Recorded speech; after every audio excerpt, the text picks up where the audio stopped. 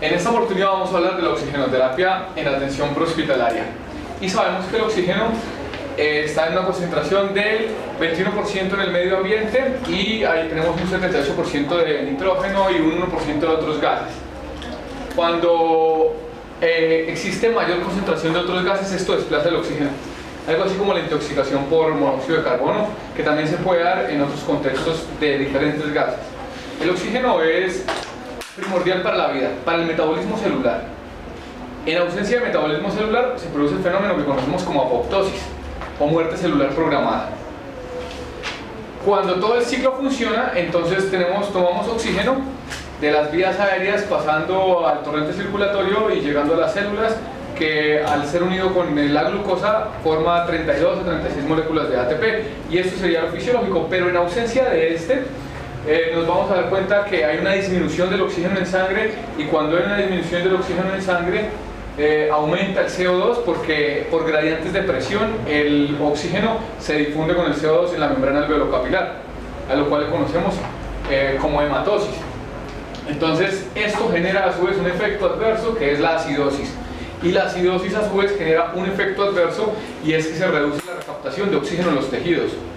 O sea que si ya no se está recaptando el oxígeno en los tejidos, pues eso aumenta la acidosis, y a esto le conocemos como un círculo vicioso, y es un círculo vicioso que va a matar al paciente de no ser interrumpido, y la única forma de interrumpir este ciclo es la oxigenoterapia. Del oxígeno sabemos que lo podemos utilizar cuando tiene indicación, y cuando tiene indicación lo vamos a administrar por demanda. Quiero decir, las indicaciones son por demanda y por metas. Las metas las vamos a ver en este otro grupo de pacientes, en el que aparece en la parte derecha. El paciente que demanda es un paciente relativamente sencillo, porque el paciente básicamente tiene insuficiencia respiratoria, y sabemos que la insuficiencia respiratoria es un paciente que no sature adecuadamente, que no sature 90, o que si tiene una neumopatía que no sature 88.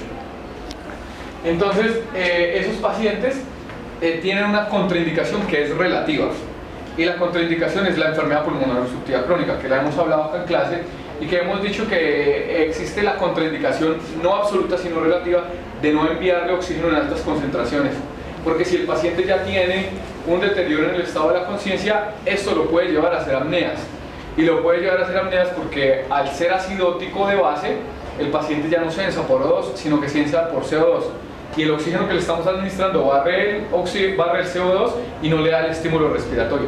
Pero habíamos mencionado claramente que esta es una contraindicación que es relativa a el deterioro del estado de conciencia del paciente.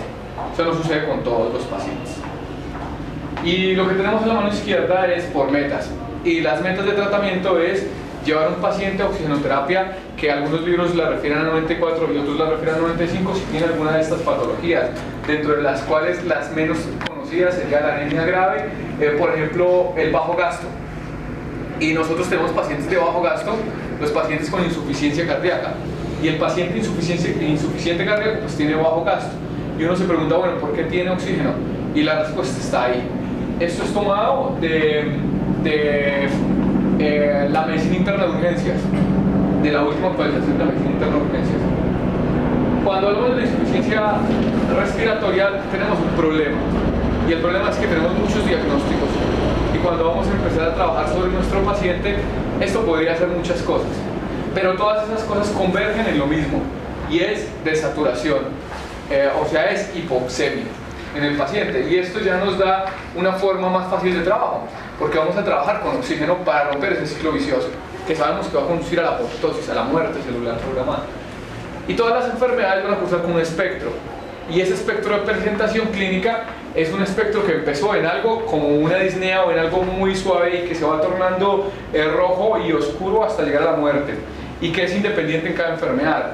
Habrán enfermedades que lo cursen de una forma más rápida, y habrán enfermedades que lo hagan de forma crónica, que sería una insuficiencia respiratoria crónica.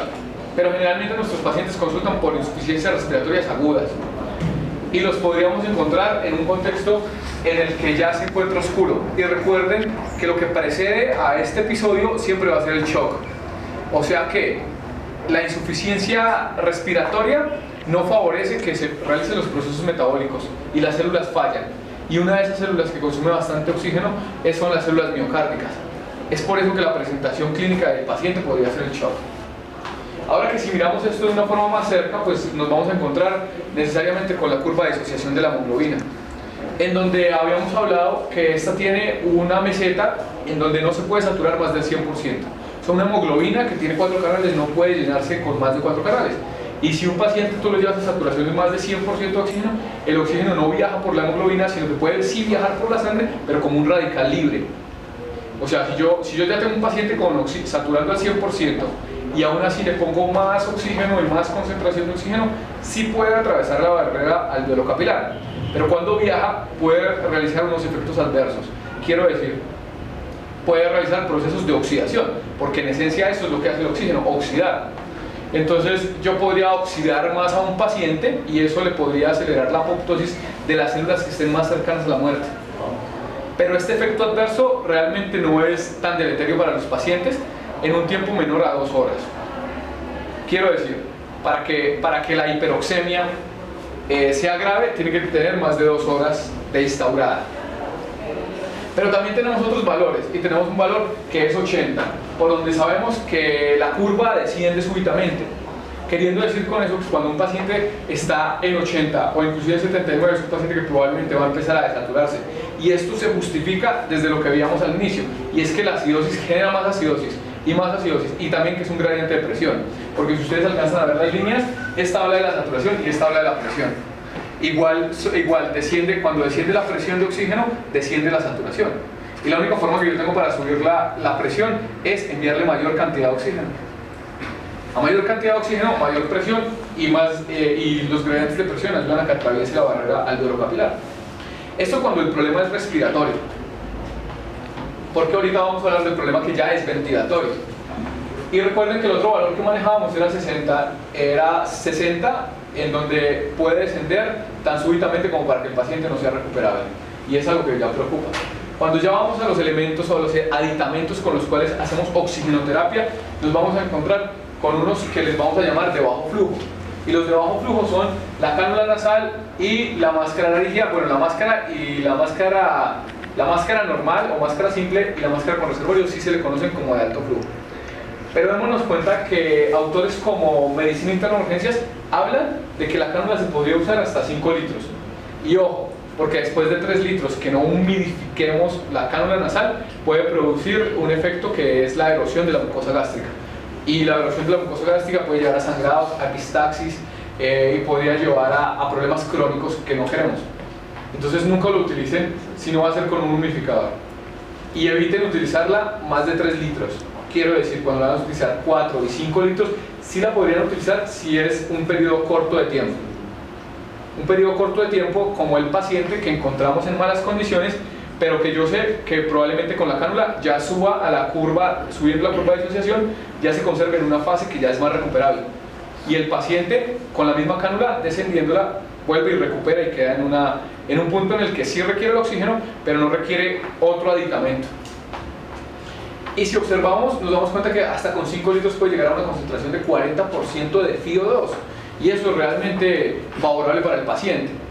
Pero yo les he dicho que no la manejen sino a 3 litros, que sería 32. Entonces cuando vamos a dar el siguiente paso, que vendría siendo la cánula, la máscara simple, entonces la máscara simple me puede llevar hasta el 60% y la máscara simple es dependiente del volumen de oxígeno en litros por minuto que yo le administre a mi paciente, que eso lo hago con el flujómetro. Y cuando pasamos a la máscara de reservorio, démonos cuenta que ningún autor y tampoco la medicina basada en la evidencia no nos dice que esto llegue a una FiO2 del 100%. Y no llega a una FiO2 del 100%, a pesar de que algunos autores antiguos ya la habían señalado, y no llega a esa FiO2 básicamente porque no tiene un buen sello del paciente, contra la cara del paciente. Y al no generar un buen sello, se alcanzan a mezclar otros gases, y eso reduce la FiO2.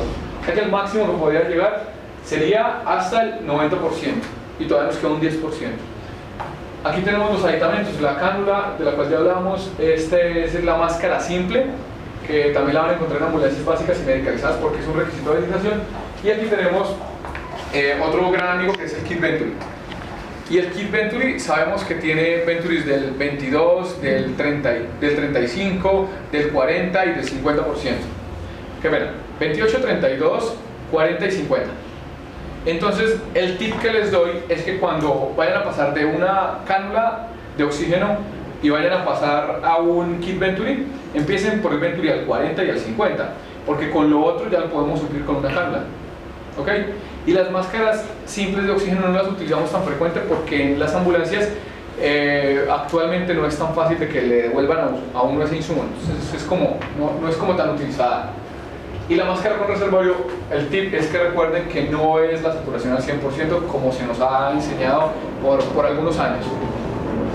El gran olvidado de la atención prehospitalaria es el vaso humidificador Venturi. Es requisito de habilitación y todas las ambulancias lo tienen, pero es el gran desechado o el gran olvidado, porque para que esto funcione requiere un tubo corrugado que se ubica en ese extremo. Y ese tubo corrugado, adivinen, no es requisito de habilitación. Entonces todos tienen vasos humidificadores, pero nadie tiene la máscara corrugada, el tubo corrugado. Y si no tienen tubo corrugado, pues da igual, porque esto sí me puede dar una saturación, me puede dar una FiO2 de hasta el 97%. O sea que inclusive supera la máscara no reinhalación. Pero como les digo, necesitaría otro aditamento.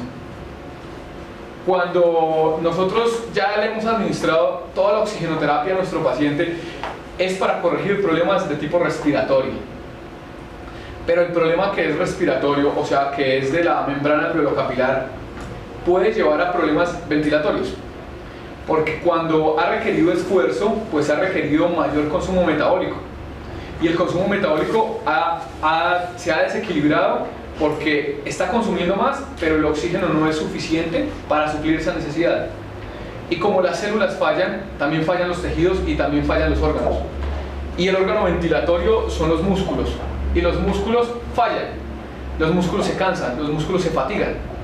Y cuando hemos llegado a ese problema, entonces todos nos vamos a ver en esta imagen ahí, en donde, bueno, ¿y ahora qué hago? Si ya he utilizado todos estos dispositivos y le he enviado todo el oxígeno que he podido a mi paciente y el paciente no responde. Entonces, en ese contexto, sí vamos a tener que ir a lo que hemos visto en el tercer semestre. Algo que es relativamente básico. Y es que la respuesta está aquí. Hay que ventilar al paciente. Y ventilar al paciente tiene connotaciones positivas y connotaciones que pueden ser negativas. Porque ventilar e hiperventilar matan. Pero el tip aquí es que los pacientes se van a morir. Un paciente que persiste insuficiente respiratoriamente, a pesar de toda la oxigenoterapia que yo he llevado, es un paciente que va a terminar en el paro respiratorio. Y le vamos a llamar falla ventilatoria. Y observen que estoy utilizando el término ventilatoria, no falla respiratoria, porque este paciente ya tenía falla respiratoria, pero a lo que lo va a llevar es a falla ventilatoria. Y recuerden que esto depende necesariamente del espectro. Y para hacer esto necesito tener en cuenta unas particularidades. Y es que el paciente, aparte de persistir insuficiente respiratoriamente, va a tener un deterioro del estado de la conciencia.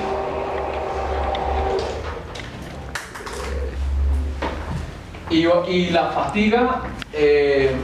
fatiga de los músculos respiratorios lo va a llevar a que haga apneas. ¿Y necesita tener las dos? No, no necesita tener las dos en realidad. Podría solamente tener una de estas particularidades, pero no solo la literatura menciona estas dos, sino también menciona otras que a mí me parecen igual importantes, pero que las he visto en menor medida, y es que la frecuencia respiratoria se encuentre mayor a 30 o se encuentre menor a 10. Y a ese paciente dicen, vaya a entrar en falla ventilatoria, y sí es cierto. O sea, en realidad esto es cansancio de músculos accesorios, de músculos, y esto ya está haciendo apneas. O sea que realmente sí podría ser compatible con lo mismo que les estoy intentando ilustrar. Ahora que no tenemos que esperar a que el paciente llegue a falla ventilatoria, sino que yo ya puedo empezar a tratar a mi paciente cuando ya es inminente que va a entrar a la falla. O sea, cuando ya he utilizado varios dispositivos y el paciente no responde. Y no responde porque yo todavía no he llegado a la FiO2 del 100%. Ahora que este dispositivo de válvula, máscara y reservorio, que es lo que tenemos en todas las ambulancias, fue diseñado para que cuando el paciente inhale el 100% de lo que sale de acá, que es el reservorio de esta máscara, pero de este BBM. Pero la facilidad que tiene este es que es inflable y que sí genera un buen sello, con la técnica CE. Entonces yo podría a un paciente en este contexto, podría ponerle la máscara, generar un buen sello sin ventilarlo. Y cuando hago esto, ya le estoy dando una FiO2 del 100%. Y lo puedo mantener ahí, a esperas de que el paciente o evolucione hacia la falla ventilatoria, porque este es el tratamiento para la inminencia de falla ventilatoria, a que el paciente evolucione la falla ventilatoria, y si evoluciona la falla ventilatoria, el tratamiento es ventilarlo. Y si el paciente no evoluciona y mejora, al igual esto ya me está dando el 100% y podría yo retroceder todo el proceso de la falla ventilatoria, o sea, romper el ciclo vicioso que está matando a ese paciente. E inclusive de aquí podría pasar nuevamente en retroceso a la máscara.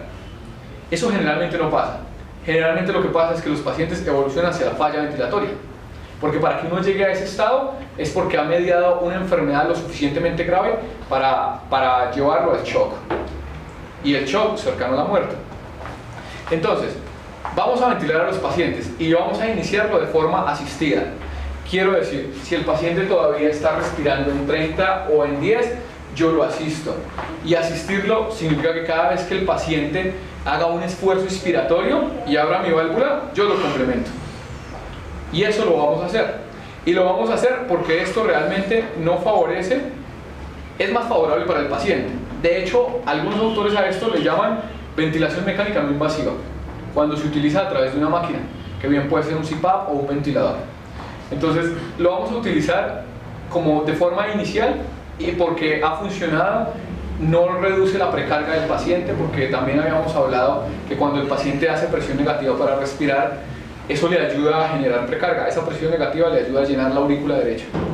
Y si le ayuda a llenar la aurícula derecha en presión negativa, cuando yo le doy presión positiva, le estoy quitando esa favorabilidad y le estoy generando un shock a mi paciente. Si antes no lo tenía, ahora le estoy generando shock. Y si tenía el shock, solamente ventilándolo, le puedo estar aumentando el shock al paciente. Entonces, cuando yo asisto a mi paciente, el paciente está haciendo presión negativa. Y esa presión negativa le está favoreciendo la precarga. Ahora yo se lo complemento. Cuando uno ha llegado a este punto, se tiene que hacer una pregunta. Y la pregunta fundamental es: ¿lo que está llevando a mi paciente a esta insuficiencia respiratoria, que evolucionó a inminencia de falla ventilatoria y que ahora ya está en falla ventilatoria, fue un neumotórax a tensión? Porque el neumotórax a tensión es la contraindicación absoluta de esto. Si el paciente tiene neumotórax a tensión y yo lo ventilo, le estoy aumentando la presión que le está llevando el aire a las pleuras. Y sabemos que los pacientes pueden hacer neumotórax a tensión traumática y no traumáticamente. Y esto nos genera un problema gravísimo. Y es que yo tengo que estar absolutamente seguro de que cuando vaya a utilizar este dispositivo no vaya a hiperventilar a mi paciente hasta la muerte, o no vaya a ventilar a mi paciente, no le vaya a ventilar las pleuras a mi paciente y le aumente el neumotórax, y ahí sí se muere el paciente. Entonces sí tiene unas indicaciones, y la indicación es la inminencia de falla ventilatoria y la falla ventilatoria. Esa es la indicación. Y la contraindicación, que sí es absoluta, es que lo hiperventile, que lo utilice de mala forma y que hiperventile a mi paciente, o que el paciente tenga un neumotórax a tensión. ¿Ok? Y este es el talón de Aquiles de la atención prehospitalaria, porque ustedes van a ver muchos pacientes que ingresan en insuficiencia respiratoria con un kit Venturi al 50. Eso es muy común, y es que las personas en la atención prehospitalaria utilicemos el Venturi al 50 y el paciente llega al hospital apenas saturando 88, 89, algunos 60, algunos 70 con un Venturi al 50.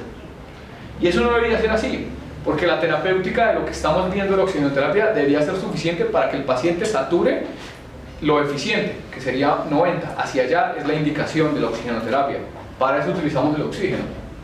De otra forma no tiene mayor sentido. Entonces, utilicen todos los aditamentos y utilicen especialmente este aditamento. Y por último, recuerden que los pacientes no se mueren porque no los intuben, sino se mueren porque no los ventilen.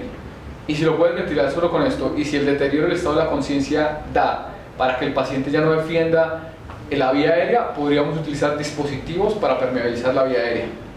Desde solamente una cánula hasta llegar a una máscara, y si estuviéramos en un sistema de emergencias más avanzado, la intubación por vía orotraqueal. Vale, muchas gracias.